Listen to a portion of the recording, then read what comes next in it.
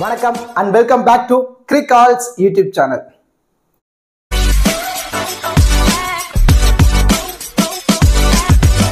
Still in the channel subscribe பண்ணாம video பார்த்துட்டீங்க அப்படினா மறக்காம சேனலை subscribe பண்ணுங்க. அப்படியே பக்கத்துல உள்ள பெல் ஐகானை பிரஸ் பண்ணுங்க. நாங்க போடக்கூடிய வீடியோக்கள் எல்லாமே உடனடியா பாருங்க. இந்த வீடியோல நம்ம என்ன பார்க்க போறோம் அப்படினா டாடா IPL 2024 ஓட மூணாவது match Sunrisers Hyderabad and then Kolkata Knight Riders இந்த பர்టిక్యులர் ரெண்டு டீமும் தான் நேருக்கு நேர் மோதிக்க போறாங்க. ஒரு டபுள் ஹெட்டர் மேட்ச் ஆல்ரெடி 3:30க்கு டெல்லி கேபிட்டல்ஸ் பஞ்சாப் கிங்ஸ் விளையாடுறாங்க. அந்த பர்టిక్యులர் மேட்சுக்கான ஃபுல் ப்ரிவ்யூ நம்ம சேனல்ல ஆல்ரெடி வீடியோ அப்லோட் பண்ணிட்டோம். சோ அதை நீங்க என்ன பார்க்கல அப்படினா மறக்காம பாத்துருங்க. இந்த மேட்ச் 23rd மார்ச் நைட் 7:30க்கு ஈடன் கார்டன் கொல்கத்தால தான் மேட்ச் நடக்க போகுது.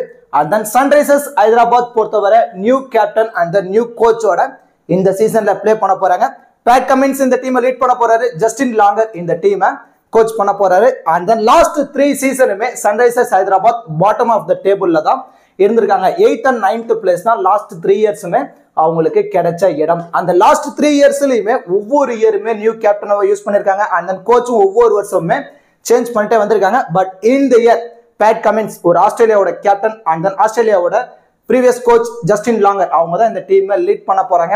and then Kolkata Knight Riders side வந்துட்டோம் அப்படின்னா பேக் டு ஸ்ரேயஸ் ஐயர் திரும்ப டீமுக்குள்ள வந்துட்டாரு. அவர் தான் இந்த டீமை லீட் பண்ண போறாரு. and then அதை விட முக்கியமான விஷயம் என்ன அப்படின்னா கௌதம் கம்பீர் உள்ள வந்துட்டாரு. அவர் தான் இந்த டீமோட அட்வைசரா இருக்க போறாரு. ஸோ கண்டிப்பா கொல்கத்தா நைட் ரைடர்ஸ் ஒரு நல்ல பொசிஷன் போறதுக்கான பாசிபிலிட்டிஸ் ரொம்ப அதிகமா இருக்கு. ஸோ இந்த பர்டிகுலர் மேட்சுக்கான ஃபுல் ப்ரிவியூ தான் நம்ம இந்த வீடியோல டீடைலா பார்க்க போறோம். பிஃபோர் வாட்சிங் திஸ் ப்ரிவியூ வீடியோ உங்களுக்கு ஸ்மால் லீக்கான டீமும் கிராண்ட் லீக்கான டெமோ டீம் and then பிளேயர்ஸ்க்கான டிப்ஸ் இந்த மாதிரி ஃபேண்டசி ரிலேட்டடான எல்லா இன்ஃபர்மேஷனுமே உங்களுக்கு ஃப்ரீயாவே வேணும் அப்படின்னா மறக்காம நம்ம டெலிகிராம் சேனல்ல ஜாயின் பண்ணிக்கோங்க. லாஸ்ட் half an hourல ஸ்மால் லீக்கான டீமும் கிராண்ட் லீக்கான டெமோ டீமும் நம்ம முழுக்க ஃப்ரீயா தான் ப்ரொவைட் பண்ணிட்டு இருக்கோம். எந்த ஒரு பிரைமும் பண்ணல. ஸோ நம்ம இந்த மாதிரி ஒரு பேஸ் டீம் கொடுத்துறோம் அப்படின்னா இந்த டீம் உங்களுக்கு சேஃபா இருக்கு, இந்த டீமை யூட்டிலைஸ் பண்ணி பிளே பண்ணா ப்ராஃபிட் கிடைக்கும் அப்படின்னு உங்களுக்கு தோணுச்சா அப்படின்னா சேம் இதே டீமை யூட்டிலைஸ் பண்ணி பிளே பண்ணுங்க. அதர்வைஸ் இந்த டீம்ல இருந்து 1 or 2 சேஞ்ச் பண்ணா நல்லா இருக்கும். ஏன்னா ஃபேண்டசி வைஸ் உங்களுக்கு ஒரு சில நாலேஜஸ் இருக்கு. ஸோ இதுல இருந்து 1 or 2 பிளேயர்ஸை சேஞ்ச் பண்ணி பிளே பண்ணா நம்மளால ப்ராஃபிட் எடுக்க முடியும் அப்படின்னு நீங்க நினைச்சீங்கன்னா உங்க மைண்ட் செட்டுக்கு ஏற்ற மாதிரி 1 or 2 பிளேயர்ஸை சேஞ்ச் பண்ணி பிளே பண்ணி பாருங்க. கண்டிப்பா எவரி மேட்ச் உங்களால ப்ராஃபிட் எடுக்க முடியும். நம்ம டெலிகிராம் சேனலுக்கு லிங்க் நாங்க டிஸ்கிரிப்ஷன்ல கொடுத்துருக்கோம். டிஸ்கிரிப்ஷன்ல லிங்க் எடுத்து நம்மளோட அஃபீஷியல் சேனல்ல நீங்க கரெக்டா நீங்க ஜாயின் பண்ணிக்கோங்க. இப்போ மேட்ச் பொறுத்த வரைக்கும் எங்க நடக்க போகுது அப்படின்னா ஈடன் கார்டன் கொல்கத்தால தான் மேட்ச் நடக்க போகுது. கொல்கத்தா கிரவுண்ட் அப்படின்னு வந்துட்டாலே பவுண்டரி டைமென்ஷனல் கொஞ்சம் சின்னதா தான் இருக்கும். and then அது மட்டும் இல்லாம அவுட்ஃபீல்ட் ரொம்பவே குயிக்கா இருக்கும். இப்போ ரீசெண்ட் டைம் பொறுத்த வரைக்கும் கொல்கத்தா கிரவுண்ட்ல பிளாக் சாயில் பிட்ச் யூஸ் பண்றதுனால ஸ்பின்னர்ஸ்க்கு ரொம்பவே ஃபேவரபிளா இருந்திருக்கு லாஸ்ட் ஃபியூ இயர்ஸா. ஸோ செகண்ட் இன்னிங்ஸ்ல போல் பண்ணக்கூடிய ஸ்பின்னர்ஸ் அதிகப்படியான விக்கெட்ஸ் இந்த வென்யூல எடுத்திருக்காங்க. ஓவராலா இந்த வென்யூல IPL மேட்சஸ் 86 மேட்சஸ் நடந்திருக்கு. அதுல ஃபர்ஸ்ட் பேட் பண்ண டீம் 35 மேட்சும் சேஸ் பண்ண டீம் 51 மேட்ச் வின் பண்ணிருக்காங்க. ஸோ டாஸ் வின் பண்ற டீம் சேசிங் தான் இந்த வென்யூல ப்ரிஃபர் பண்றாங்க. ஸோ அந்த இந்த வென்யூட ஃபர்ஸ்ட் இன்னிங்ஸ் ஆவரேஜ் ஸ்கோர் அப்படின்னா 164, செகண்ட் இன்னிங்ஸோட ஆவரேஜ் ஸ்கோர் 150. ஸோ இப்போ ரெண்டு டீமோட ஹெட் டு ஹெட் ரெக்கார்ட்ஸ் பார்த்துருவோம். ஓவராலா 25 மேட்சஸ் விளையாண்டுருக்காங்க. அதுல சன்ரைசர்ஸ் 9 மேட்சும் KKR 16 மேட்சை வின் பண்ணிருக்காங்க. ஸோ அதிகப்படியான மேட்சஸ் KKR தான் வின் பண்ணிருக்காங்க. அந்த அது மட்டும் இல்லாம KKRக்கு இது ஒரு ஹோம் கிரவுண்ட். ஸோ அது மிகப்பெரிய அட்வான்டேஜஸா இருக்க போது கொல்கத்தா நைட் ரைடர்ஸ் பொறுத்த வரைக்கும்.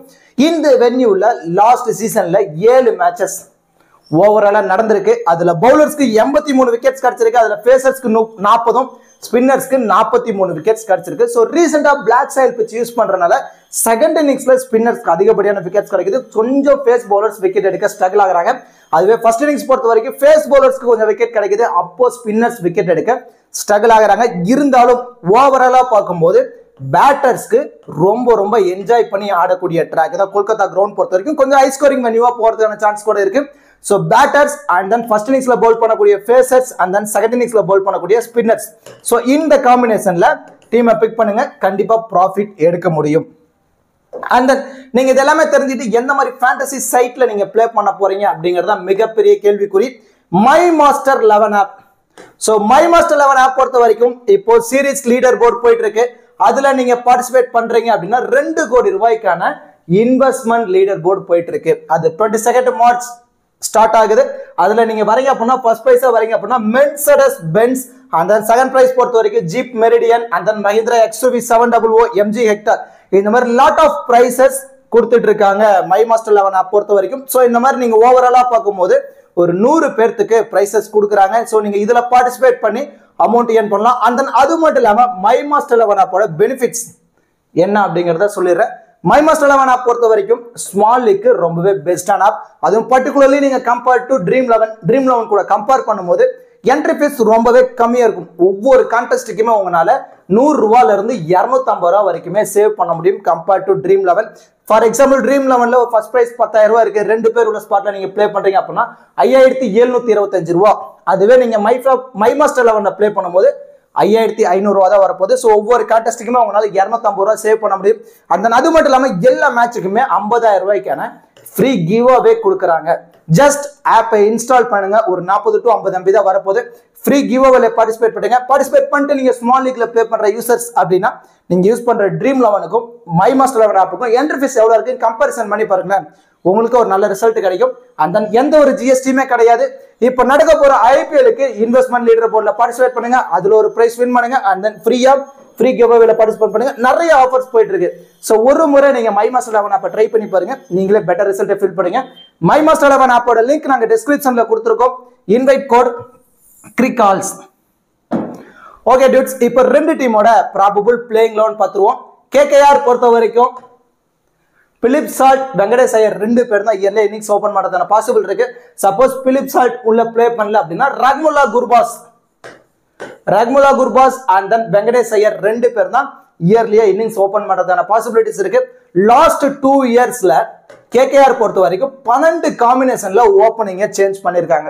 சோ ஓப்பனிங் தான் கேகேஆருக்கு இருக்க மிகப்பெரிய ஸ்ட்ரகிளிங்கா இருக்கு. சோ கண்டிப்பா பிலிப் சால்ட் ஆர் குர்பாஸ் 2 பேர்த்துல யார் நல்ல ஃபார்ம்ல இருக்காங்களோ அவங்க ஓபன் பண்ணுவாங்க. அவங்க கூட வெங்கடேஷ் ஐயர் நம்பர் 2ல வருவாரு. அந்த நம்பர் 3 பொறுத்த வரைக்கும் Shreyas Iyer, number 4 Nitish Rana, and then ஃபினிஷிங்ல Rinku Singh, Andrew Russell.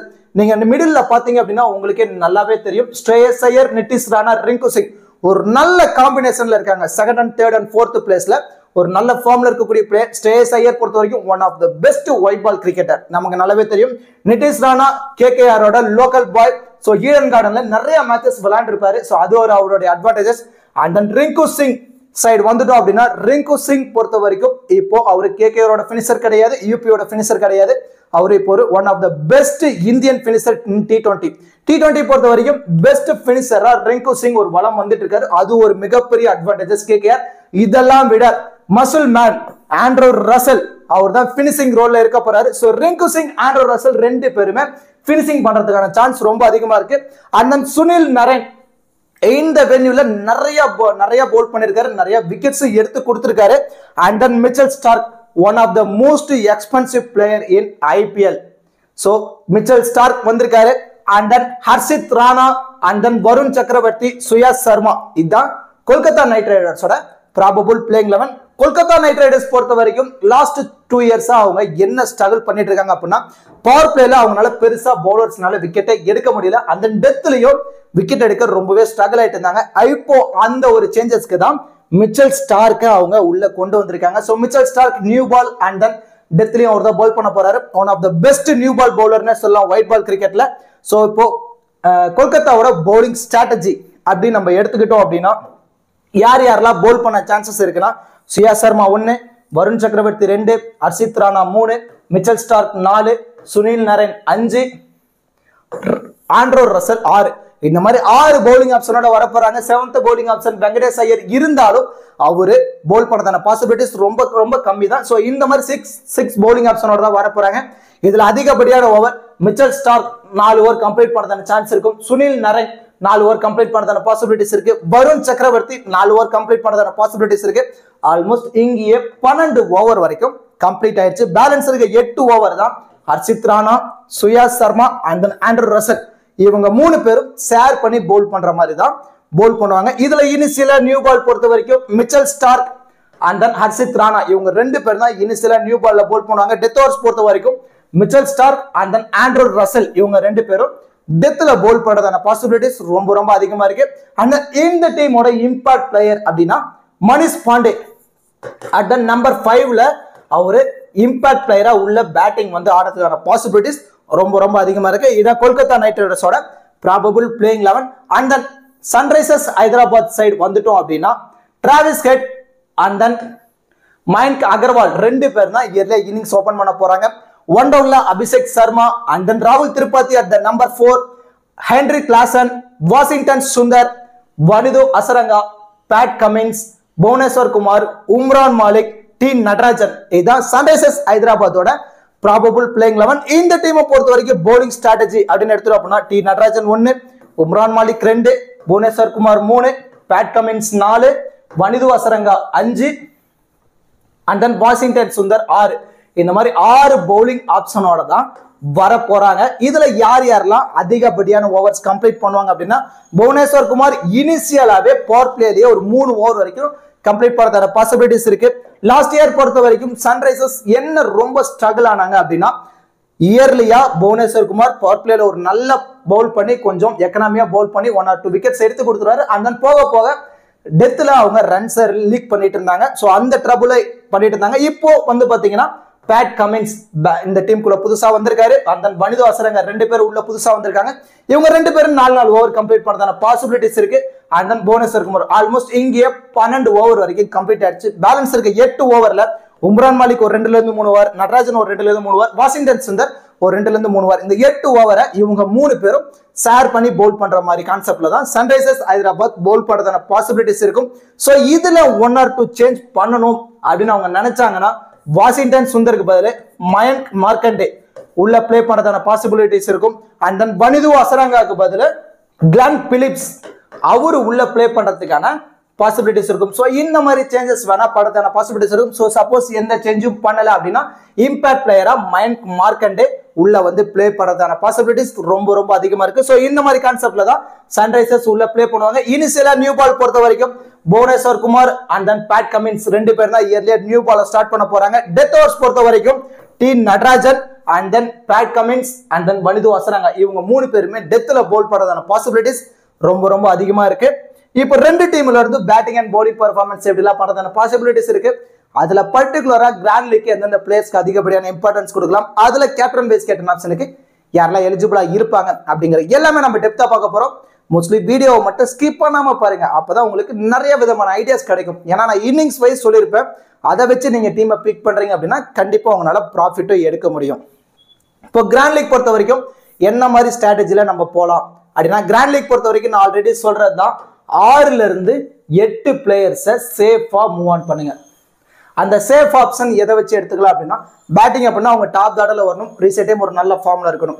Bowling அப்படின்னா அவங்க 4 ஓவர் கம்ப்ளீட் பண்ணும், அதுல 1 or 2 ஓவர் டெத்ல பவுல் பண்ணும். அண்ட் தென் விக்கெட் கீப்பர் அப்படின்னா அவங்க பேட்டிங்ல டாப் ஆர்டர்ல வரணும். அண்ட் தென் ஆல்ரவுண்டர் அவங்களுக்கு தான் அதிகப்படியான இம்பார்ட்டன்ஸ் கொடுக்கும். இந்த 4 ஆப்ஷனுக்கு யார் யாரெல்லாம் சூட்டபிளா இருக்காங்களோ அவங்க எல்லாருமே சேஃபான ஆப்ஷன்ல வந்துருவாங்க. ஸோ இந்த மாதிரி சேஃபான ஆப்ஷன்ல நம்ம பிக் பண்ணிட்டோம் அப்படின்னா நம்ம மோஸ்ட்லி இன்வெஸ்ட் பண்ண அமௌண்ட் லாஸ் ஆகுது. இந்த 6 பிளேயர்ஸ்ல இருந்து ஒரு 8 பிளேயர் ட்ரீம் டீம் வந்துட்டாலே போதும், நமக்கு இன்வெஸ்ட் பண்ண அமௌண்ட் லாஸ் ஆகுது, போட்ட அமௌண்ட் ஆச்சும் ரிட்டர்ன் கிடைச்சிரும்.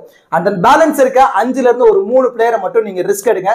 கண்டிப்பா எவரி மேட்ச் உங்களால ப்ராஃபிட் எடுக்க முடியும். அந்த ரிஸ்க் எந்த மாதிரிலாம் எடுக்கலாம் அப்படிங்கறத நான் அடுத்தடுத்து சொல்றேன். இப்போ சேஃபான ஆப்ஷன் சைடு வந்துட்டோம் அப்படின்னா அதுல Andrew Russell muscle man DL option இருக்கக்கூடிய பிளேயர் 2ல இருந்து 3 ஓவர் பவுல் பண்ண போறாரு. அதுல 1 or 2 ஓவர் டெத்ல தான் பவுல் பண்ணுவாரு. சப்போஸ் கேகேஆர் பவுலர்ஸ்க்கு விக்கெட்டே கிடைக்கல அப்படின்னா அந்த மாதிரி டைம்ல ஆண்ட்ரூ ரசல் உள்ள வந்து 1 or 2 விக்கெட்ஸ் எடுத்து கொடுப்பாரு.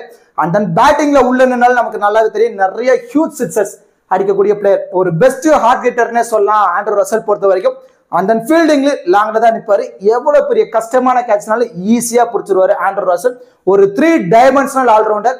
நமக்கு சேஃப் ஆப்ஷன் ஒரு பிளேயர் ட்ரீம் டீம்குள்ள வரணும் அப்படின்னா ஃபேண்டசி வைஸ் போறோம் அப்படின்னா ஒரு 40 ஃபேண்டசி பாயிண்ட்ஸ் இருந்தா போதும், அவங்க ஈஸியா ட்ரீம் டீம் வந்துருவாங்க. அந்த 40 ஃபேண்டசி பாயிண்ட்ஸுக்கு ஆண்ட்ரூ ரசல் ரொம்ப ரொம்ப எலிஜிபிளான person. And then Wanindu Hasaranga ஸ்பின்னருக்கு ரொம்பவே ஃபேவரபிளான ட்ராக் தான் ரீசெண்ட் டைம் பொறுத்த வரைக்கும் கொல்கத்தா. ஸோ ஈடன் கார்டன்ல 4 ஓவர் வனிது அசரங்கா கம்ப்ளீட் பண்றாரு அப்படின்னா 1ல இருந்து 2 விக்கெட் வரைக்கும் நம்ம எதிர்பார்க்கலாம். ஒரு விக்கெட் கிடைக்கட்டுமே அதுல ஒரு 25 ஃபேண்டசி பாயிண்ட்ஸ், அதுவே எல்பிஓவோ போல்டோவோ கிடைச்சிருச்சு அப்படின்னா 33 ஃபேண்டசி பாயிண்ட்ஸ் வந்துருவாரு. உள்ள பிளே பண்றது ஒரு 4 ஃபேண்டசி பாயிண்ட்ஸ். சப்போஸ் டாப் ஆர்டர்ல கொலாப்ஸ் ஆகிட்டாங்க சன்ரைசர்ஸ் ஹைதராபாத், ஏன்னா மிடில் ஆர்டர் பொறுத்த வரைக்கும் அபிஷேக் சர்மா, ராகுல் திரிபாதி இந்த மாதிரி பேட்ஸ்மேன் தான் வர போறாங்க. அவங்க பேட்ல பட்டுச்சுன்னா தான், இல்லைன்னா கொஞ்சம் கியர்லியா விக்கெட்டை விட்டுருவாங்க, கொஞ்சம் தடுமாற்றத்தை கூட தான் ஆடுவாங்க. ஸோ அந்த மாதிரி டைம்ல டாப் ஆர்டர்ல கொலாப்ஸ் ஆகிடுச்சு அப்போ வனுதோசரங்க உள்ள வந்து ஆவரேஜா ஒரு 10 ரன் அடிச்சா போதும், இவர் ஈஸியா ஒரு 50+ ஃபேண்டசி பாயிண்ட்ஸ் வரதுக்கான பாசிபிலிட்டிஸ் அதிகமா இருக்கு வனுதோசரங்காட்ட. அண்ட் தென் பிலிப் சால்ட் உள்ள பிளே பண்றாரு அப்படின்னா அவர் ஒரு மஸ்ட் பிக்கா வைங்க.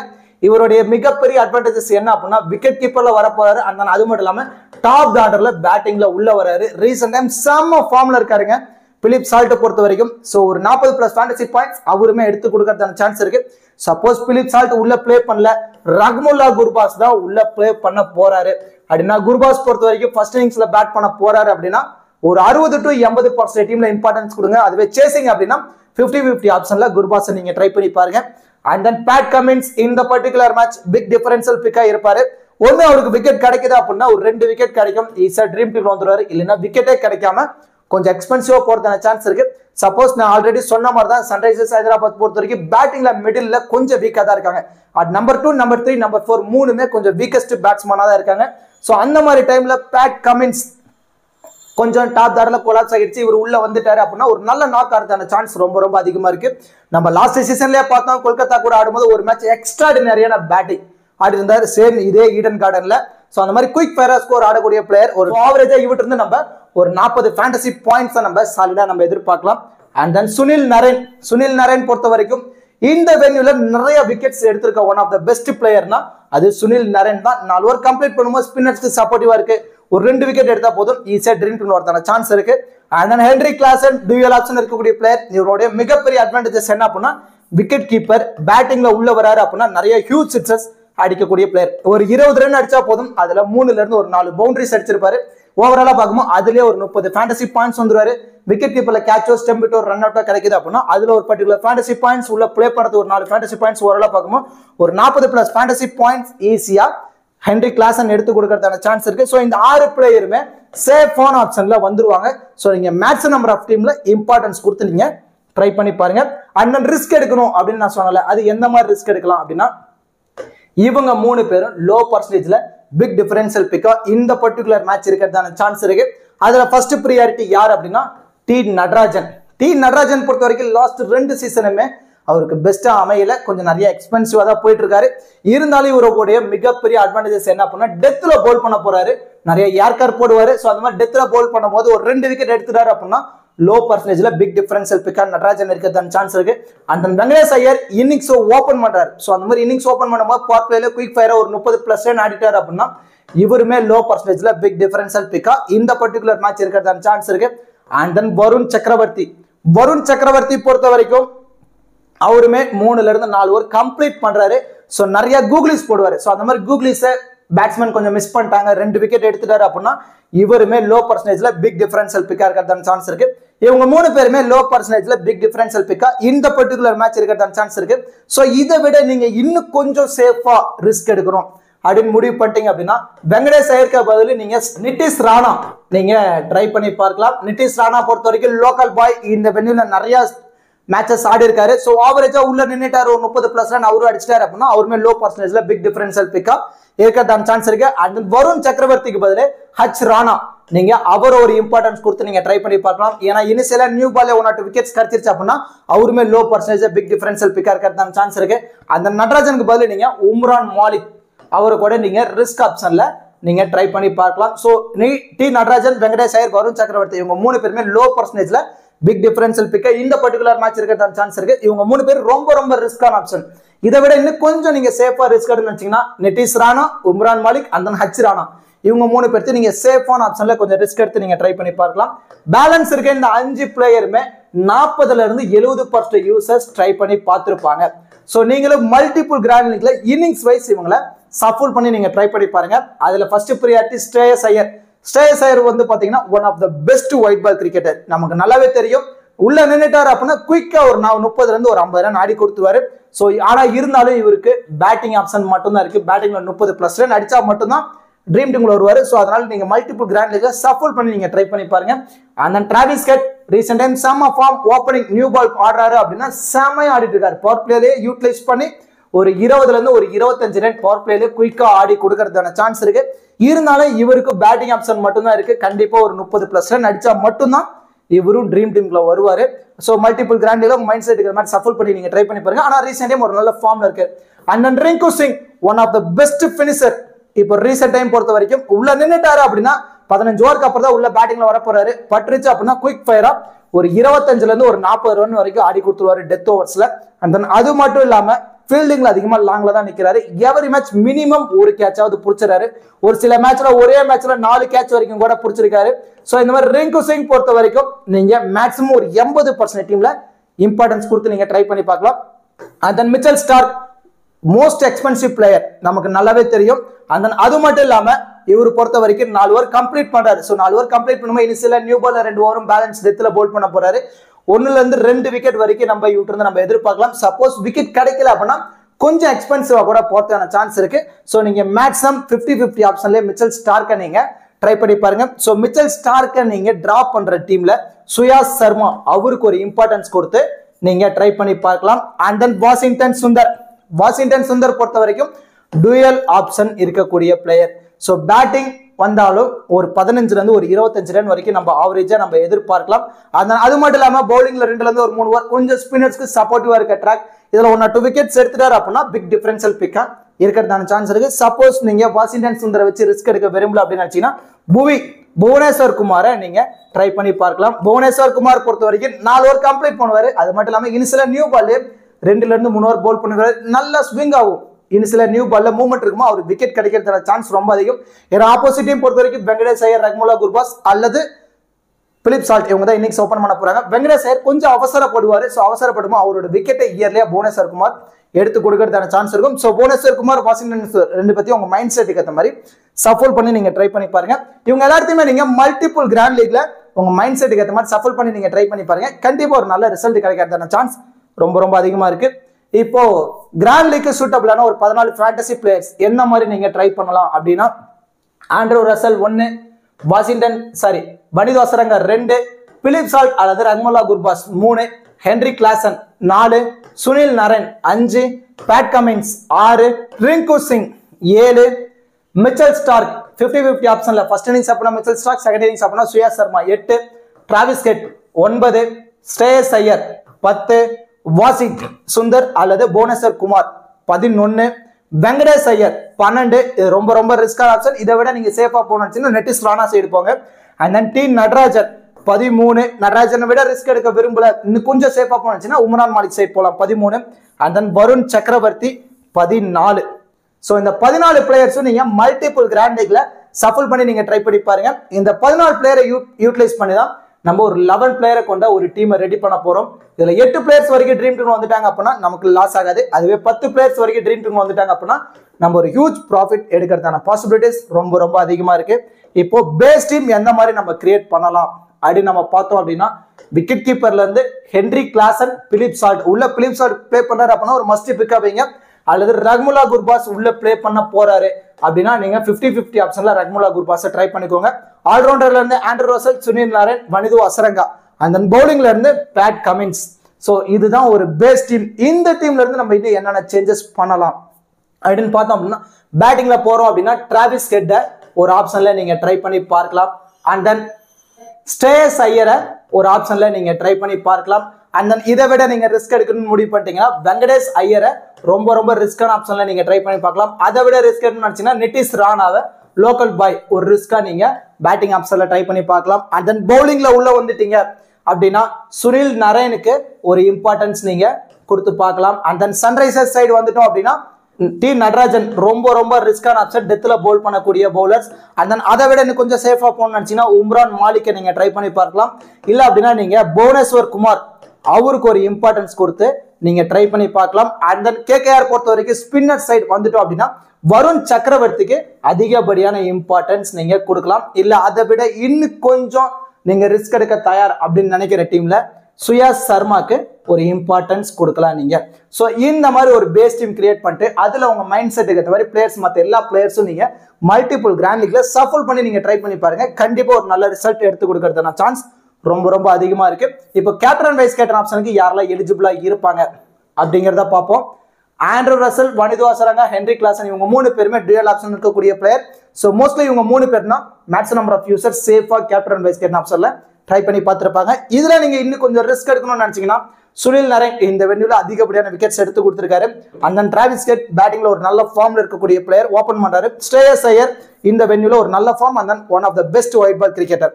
ஸோ இவங்க 3 பேர் கொஞ்சம் ரிஸ்கான கேப்டன் அண்ட் வைஸ் கேப்டன் ஆப்ஷனுக்கு ரொம்பவே எலிஜிபிளா இருப்பாங்க. இதை விட நீங்க ரிஸ்க் எடுக்கணும் அப்படின்னு நீங்க நினைச்சீங்கன்னா வருண் சக்கரவர்த்தி செகண்ட் இன்னிங்ஸ்ல போல் பண்ண போறாரு அப்படின்னா அவரோட ரிஸ்கா வைஸ் கேப்டன் ஆப்ஷன்ல நீங்க ட்ரை பண்ணி பார்க்கலாம். அண்ட் தென் மிச்சல் ஸ்டார்க் அவர் ஒரு ரிஸ்கா நீங்க வைஸ் கேப்டன் ஆப்ஷன்ல நீங்க ட்ரை பண்ணி பார்க்கலாம். அண்ட் தென் பேட் கமின்ஸ் அவர் ஒரு ரிஸ்கா நீங்க வைஸ் கேப்டன் ஆப்ஷன்ல நீங்க ட்ரை பண்ணி பார்க்கலாம். ஸோ இவங்க எல்லாத்தையுமே நீங்க மல்டிபிள் கிராண்ட் லீக்ல உங்க மைண்ட் செட்டுக்கு ஏற்ற மாதிரி நீங்க சஃபல் பண்ணி நீங்க ட்ரை பண்ணி பாருங்க. கண்டிப்பா ஒரு நல்ல ரிசல்ட் கிடைக்கிறதான பாசிபிலிட்டிஸ் ரொம்ப ரொம்ப அதிகமா இருக்கு. கண்டிப்பா இந்த வீடியோ உங்களுக்கு யூஸ்ஃபுல்லா இருக்கும்னு நினைக்கிறேன். இந்த வீடியோ பத்தின கருத்துக்களை மறக்காம கமெண்ட் செக்ஷன்ல கமெண்ட் பண்ணுங்க. அப்படியே இந்த வீடியோக்கு லைக் பண்ணி நம்ம சேனலுக்கு கொஞ்சம் சப்போர்ட் பண்ணுங்க ஃப்ரெண்ட்ஸ். தேங்க்யூ.